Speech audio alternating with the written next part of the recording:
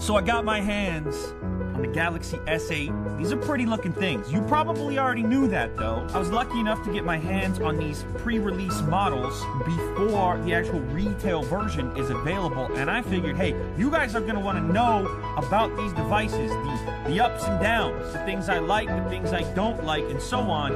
So that's why we've got the video the way that we do today. It's a bit of a hot take, if you will. I've been using the S8 Plus for somewhere in the neighborhood of 24 hours, so I have some thoughts. One of the things you're going to notice right away, the footprint is very similar to the Pixel XL. What ends up happening here, through the elimination of the bezels on the right and left side, and these extremely thin bezels on the top and bottom, is you end up with more display and less body, less phone body. So once again, as a comparison, and I think a lot of people are going to pick up this phone and go, man, it's such a big screen, but it feels so thin. Well, there's certain applications like video, for example, in which this aspect ratio is a bit bizarre. So if I go ahead and launch YouTube, the entire interface, you're taking up top to bottom, it's all usable space.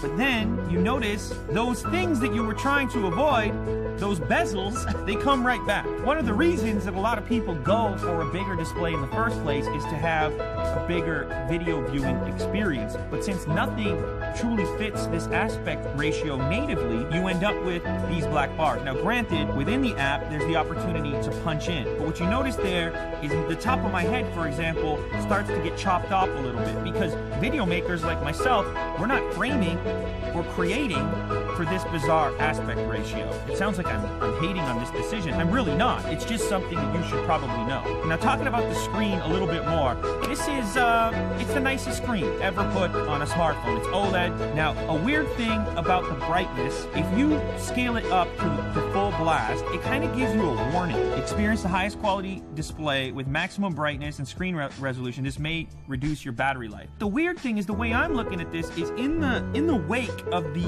Note 7, of course, that whole fiasco with batteries expanding and exploding and so on, it's not the most confidence-inspiring thing to have the manufacturer tell you to not use your device at maximum capacity. It's blue all the way up, and you get to the very end, and it turns orange. To me, there's a strange kind of subconscious implication that I'm not using the device properly, or that I'm pushing it to the extreme. There's also this performance mode button, dedicated button, which will push your brightness up 10%. It's that last 10% represented by the orange color on the bar. And then it'll also give you the actual screen resolution that you were buying, the WQHD+. This is where things get super weird. By default, out of the box, you're not getting the full res of the display, which, by the way, the most beautiful display ever. You would think, hey, Samsung, you've innovated here. You've created this incredibly beautiful display.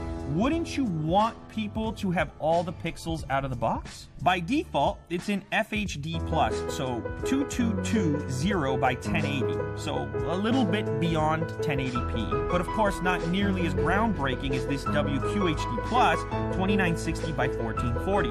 This is where that resolution is going to run in the center, and you've got to decide to go up to the next one. Once again, for me, not the most confidence-inspiring thing. Maybe this is about giving you options, but this Note 7 thing is looming. It's looming over a lot of customers' heads, and if you don't believe me, go watch the 90 million views that they're buying on that commercial about quality assurance. I think it should be full res out of the box with the option to toggle it down if you want increased battery performance. Going with this incredibly beautiful design has the consequence of not having huge batteries in the first place. So this is 3,500 milliamp hour, 3,000. No real increase there from the previous models, and that's something I think a lot of customers would have liked. Something worth mentioning is that the S7 Edge had a tiny bit more battery than this bigger footprint device, the S8 Plus.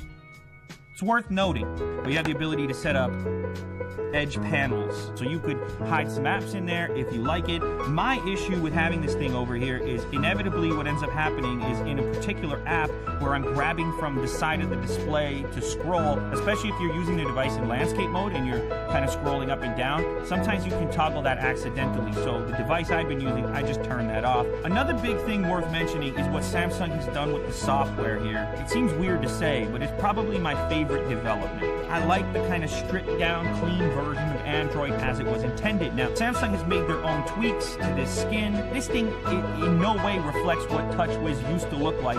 In fact, it's a lot closer to the way the Pixel looks and stock Android behaves. By default, you have no apps natively in the display section here, like you would on an iPhone, for example. They're all hidden in this little drawer, which you pull up on. Look at this.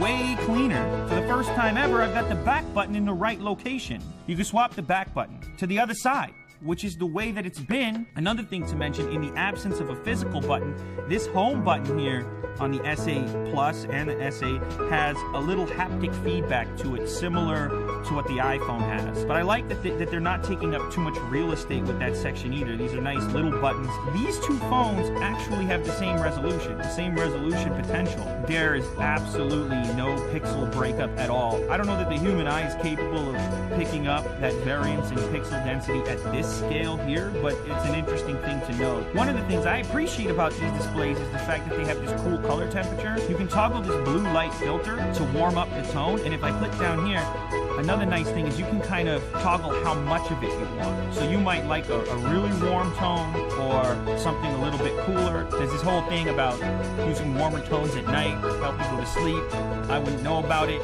3 a.m., I'm trying to go to bed, you know how that goes. So there's been a little bit of talk, a little bit of chatter about the speaker situation on these devices, which is a little bit strange to me because it seems pretty obvious. There's a single speaker grill, even though there were rumors that we were going to have stereo speakers on here. Not so much the case. You have a similar speaker layout to the old stuff. You see, of course, we have USB Type-C added now, and still a traditional headphone jack, which I know a lot of people are going to be happy about. They're going to include some pretty high-end AKG headphones with the retail version of this device. Chances are they're going to be a huge step up on what you're used to receiving included in the box. Message boards, stock quotes, news, email notifications, Google Analytics. I heard McDonald's is hiring. You ever flip a burger? So the front-facing camera got an improvement in terms of number of pixels, so it's an 8-megapixel front-facing camera now. On the back, though, you still have 12 megapixels. From what I can tell, though, from what Samsung is saying, there are some software differences in how these images are being handled. Theoretically, maybe there's a slim improvement.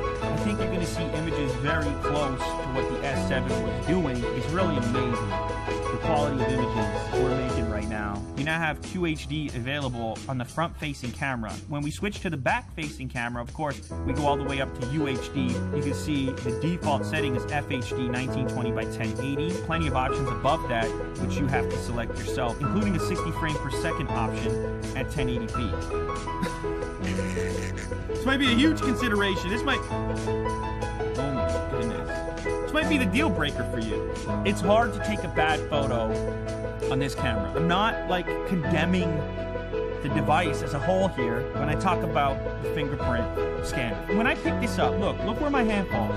Boom. I mean, it's just so natural for it to fall there. But the issue here is that the fingerprint sensor is right beside it. Maybe this was the only place they could put it, but maybe they could change the shape. I don't know. What ends up happening? You end up putting your finger, in many cases, on the camera lens and smudging it up. This gets even funnier when you first launch the camera app, in which the app prompts you to wipe your lens.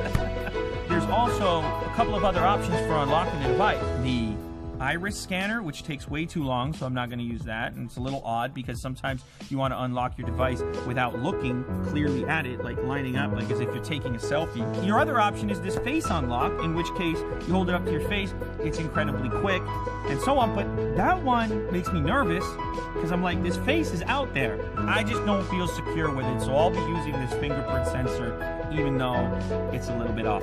Oh, this is kind of cool. The adaptive display. This again allows you to optimize the color range, saturation, and so on. Select from these options here. AMOLED Cinema, which is a slightly warmer tone. AMOLED Photo. This dedicated button for this assistant called Bixby. This could be useful in the same way that Google Assistant is. You can still launch Google Assistant. If I hold down here on the home button, you'll see. But they've given it this dedicated button, so for most users, they're gonna click on the side over here. Now, I looked around the settings menu. I can't find any kind of way of remapping that button to something else, which would have been nice. If I click this little button in the corner here, it brings up this thing called Bixby Vision, which is probably the coolest part of Bixby right now. After I pop off a photo of the camera, it'll bring up similar things that it's searched for on the web. I don't know immediately how that's useful. You take a picture of a banana. What do you see? More bananas? Okay. How are you going to compete with Google? So the big question remains, Galaxy S8, S8 Plus, does it suck? You can probably tell. No, not at all. All right? It's a beautiful thing. You'll be happy if you buy it. You just got to figure out if you could have spent that extra money on something else. Go with a cheaper phone, all of a sudden, maybe you take a vacation, you meet the love of your life, now you're on a sailboat. Or you could just spend alone time with your S8. Pervert. Dollar Shave Club.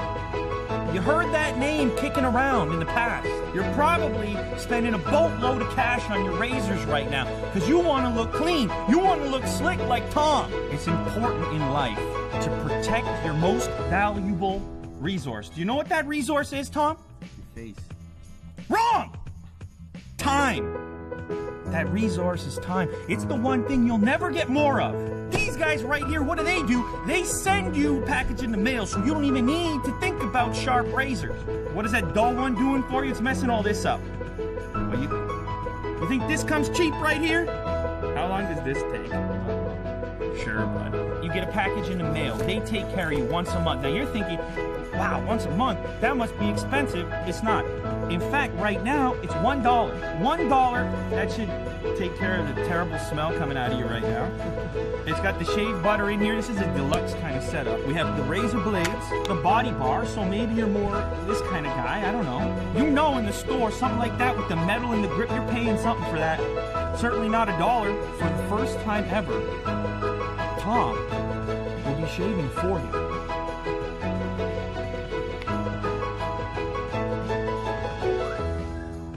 Why did you leave?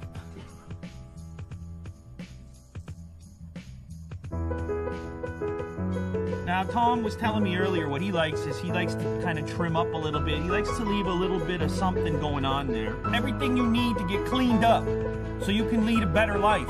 $1 to get started, dollarshaveclub.com/unboxtherapy. How could they look like you, Tom? Dollar Shave Club. That's right!